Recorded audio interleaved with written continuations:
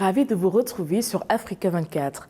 L'Afrique représente à peine 4% des émissions de CO2 mondiales, mais concentre de très nombreuses ressources. L'enjeu est donc de renforcer l'accès à l'énergie tout en limitant le recours aux énergies fossiles et d'augmenter les rendements agricoles pour assurer la sécurité alimentaire à une population grandissante sans impacter négativement les sols et la biodiversité. Adama Egbert Coulibaly propose la mise en place d'un consortium de classe mondiale qui serait aussi une opportunité de donner du pouvoir aux communautés locales.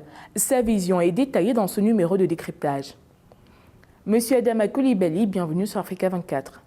Quel regard portez-vous sur le sommet des 3 bassins forestiers organisé par la République démocratique du Congo?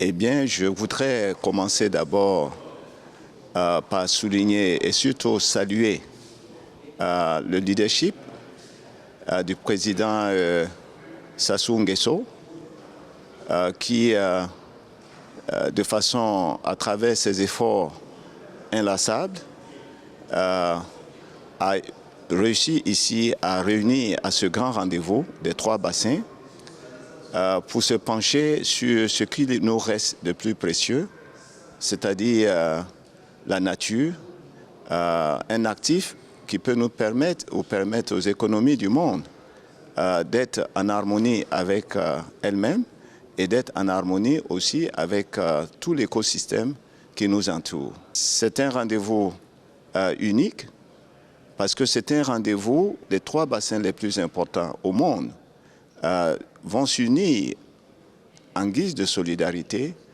pour pouvoir créer, je dirais, le consortium de classe mondiale jamais construit au monde.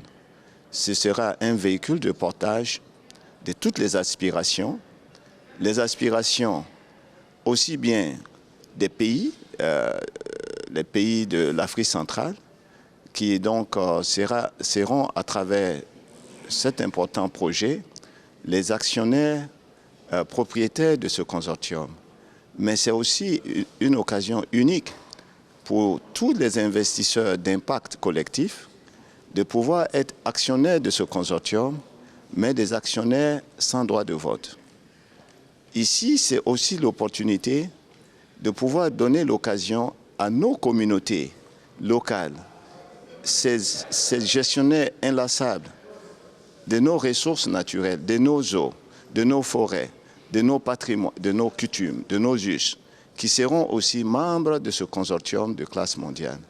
Donc c'est une occasion pour la CEA de dire que la Commission économique des Nations Unies, nous nous penchons aujourd'hui auprès de nos États, les pays membres non seulement de l'Union africaine, mais aussi et surtout les pays de la communauté économique des États de l'Afrique centrale, pour véritablement saisir cette opportunité du sommet des 3 bassins pour se préparer à passer à l'acte, c'est-à-dire la décision de mettre en place ce consortium de classe mondiale qui n'est autre chose qu'une décision des chefs d'État ici même en 2012 dans cette salle où il a été demandé d'accélérer la mise en place de ce projet de consortium. Donc la CEA, nous sommes tout heureux de pouvoir saisir cette tribune je dirais, de Africa 24, la tribune des grands événements, pour passer ce message d'invitation des 3 bassins à mettre en place ce consortium de classe mondiale, que je dis le plus grand consortium jamais construit au monde. C'est un véhicule de mobilisation de financement vert, pour que la finance verte travaille pour l'Afrique. Vous annoncez la création d'un consortium dans la sous-région. Pour quel intérêt en rapport avec la bataille de la protection de la biodiversité? Le sommet est l'expression de, je dirais, de partage de cette volonté des communautés, des États, des entrepreneurs qui, au niveau des 3 continents, vont s'unir pour la première fois pour créer la plus grande coalition mondiale pour préserver non seulement la biodiversité, mais surtout préserver la nature. Donc il s'agit ici de sauver la planète il s'agit ici aussi de trouver les voies et moyens de réparer le climat. Comme vous le savez, l'Afrique est la région qui est la région non seulement, je dirais, qui détient en ses mains une partie de la solution, mais c'est aussi l'Afrique qui, il ne faut pas l'oublier, qui est la plus victime aujourd'hui de tout ce qui est dérèglement climatique. Nous n'émettons, je dirais, qu'environ seulement 4 à 5% des émissions de gaz à effet de serre. Mais nous sommes le continent qui est la plus victimisée, je dirais, des effets climatiques. Donc c'est pour nous une appropriation. Mais ce qui fait la différence aujourd'hui, c'est que ce sommet permettra, comme je le disais tout à l'heure, aux 3 bassins forestiers et de la biodiversité les plus importants au monde, de se mettre ensemble pour mettre en place un consortium de classe mondiale qui va être un véhicule de portage commun pour réaliser toutes les aspirations qui sont jusque-là restées, je dirais, sans concrétisation. La CEA estime à 82 milliards de dollars annuels les revenus que pourraient générer les efforts africains en faveur du climat. Voyez-vous en le marché du carbone une alternative au financement de la lutte pour le climat? Cette estimation de 82 milliards de dollars par an, seulement pour le marché du crédit carbone, ce n'est que une estimation, une simulation. Il faut regarder le crédit carbone comme un des leviers. Ce n'est pas seulement le crédit carbone. Quand nous parlons de capital naturel, ce n'est pas seulement la forêt, mais ce sont aussi nos ressources océaniques. Ce sont aussi nos ressources que nous avons dans tout le Sahel. Vous savez, le gravier, par exemple, c'est la deuxième matière première la plus recherchée au monde. Et ce capital dormant que nous avons au Sahel, ce n'est pas un capital aujourd'hui qui est un capital productif. Donc, tout ce que nous avons comme capital naturel, y compris bien entendu la forêt, qui est valorisée à travers des émissions de titres, des titres sur le marché mondial.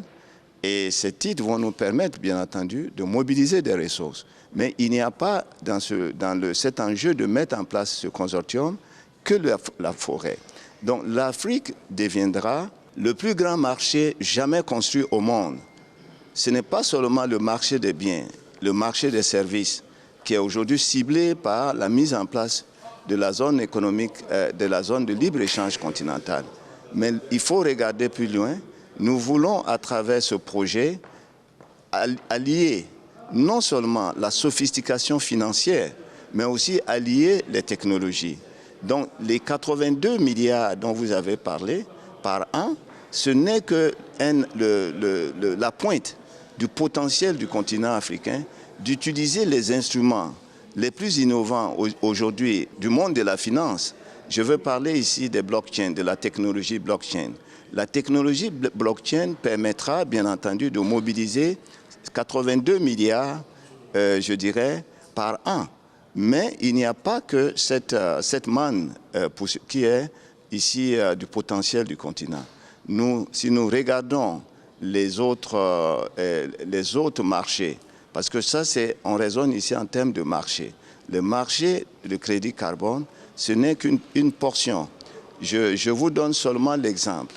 Lorsque nous prenons globalement, au niveau mondial, les émissions de crédit, de titres, de créances qui sont valorisées à travers la valorisation des crédits carbone, nous avons, je dirais, nous raisonnons en termes de trillions de dollars.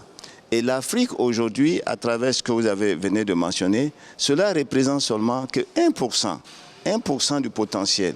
Donc c'est pour vous dire que l'Afrique, à travers le marché du carbone, nous raisonnons ici en termes de 1% seulement du volume des émissions qui sont aujourd'hui permises par le potentiel des marchés de crédit carbone. Et nous devons aller plus au-delà de cela. Donc le continent peut devenir le centre de gravité de la plus grande bourse, je dirais la plus grande bourse d'échange de titres, pour peu que nous passons rapidement à l'acte pour mettre en place le consortium de classe mondiale jamais construit au monde. Et donc ça va permettre véritablement de valoriser non seulement la forêt, mais de valoriser aussi notre couvert bleu. Je veux parler de toutes les richesses que nous avons comme ressources océaniques, et puis de valoriser aussi tout ce que nous avons comme ressources jaunes. Donc je veux parler ici de toute cette couverture qui est au niveau de la bande du Sahel. C'est des ressources immenses que nous pourrions mobiliser à travers tout simplement la valorisation des différentes couches que nous avons comme capital naturel. Monsieur Adama Ekber Coulibaly, merci d'avoir répondu aux questions d'Africa 24. Madame, Monsieur, l'actualité se poursuit sur Africa 24.